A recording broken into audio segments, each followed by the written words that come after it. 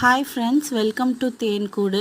இன்றைக்கி நம்ம களி தான் செய்ய போகிறோம். எப்படி செய்கிறதுன்னு பார்க்கலாம். ஃபஸ்ட்டு நான் இதுக்கு 3 மாவு எடுத்திருக்கேன். நீங்கள் தனித்தனியாக கூட எடுத்துக்கலாம். கேழ்வரகு, கம்பு, கோதுமை மாவு எடுத்திருக்கேன். நீங்கள் தனித்தனியாக கூட செஞ்சுக்கலாம்.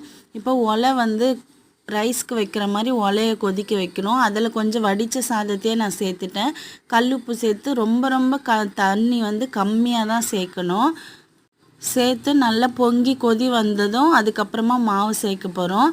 கேழ்வரகு மாவு, அதில் பாதி கம்பு மாவு, அதில் பாதி கோதுமை மாவு எடுத்திருக்கேன். சோள மாவு சேர்த்து அவ்வளோ டேஸ்டியாக இருக்கும். இந்த மாதிரி நல்லா கொதிக்க ஆரம்பித்ததும் மாவு சேர்த்துக்கணும்.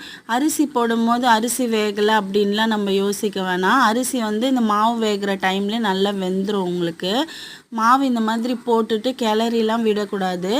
நடுவில் களி துடுப்பு வச்சு விடுவாங்க அம்மா.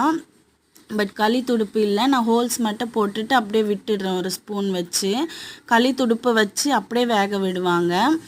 இப்போ நல்லா இந்த மாதிரி வேகும். சிம்மில் வச்சு தான் வேக விடணும். அடியெலாம் பிடிக்காது, கவலைப்படாதீங்க. ரொம்ப நல்லாயிருக்கும். வெந்ததுக்கப்புறம் நல்ல ஒரு வாசனை வரும். உங்களுக்கு பார்த்தாலே தெரியும். அது பாருங்கள், மேலே மாவெல்லாம் வெந்து வந்திருக்கு. அப்புறமா இந்த மாதிரி கிளறிக்கணும்.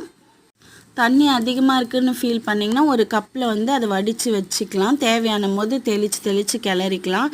தண்ணி பத்தலைன்னாலும் நார்மலாக கொஞ்சம் நார்மல் வாட்டர் எடுத்து தெளித்து கிளறிக்கலாம். களி துடுப்பு வச்சு கிளறுவாங்க, அவ்வளோ சூப்பராக வரும். இந்த மாதிரி நல்லா கிளறி எடுத்ததுக்கப்புறமா களி உருட்டுறதுக்கு ஒரு சின்ன பாத்திரத்தில் தண்ணி எடுத்துக்கிட்டு கரண்டியும் உருட்டுற பாத்திரத்தையும் நனைச்சிக்கிட்டே இருக்கணும்.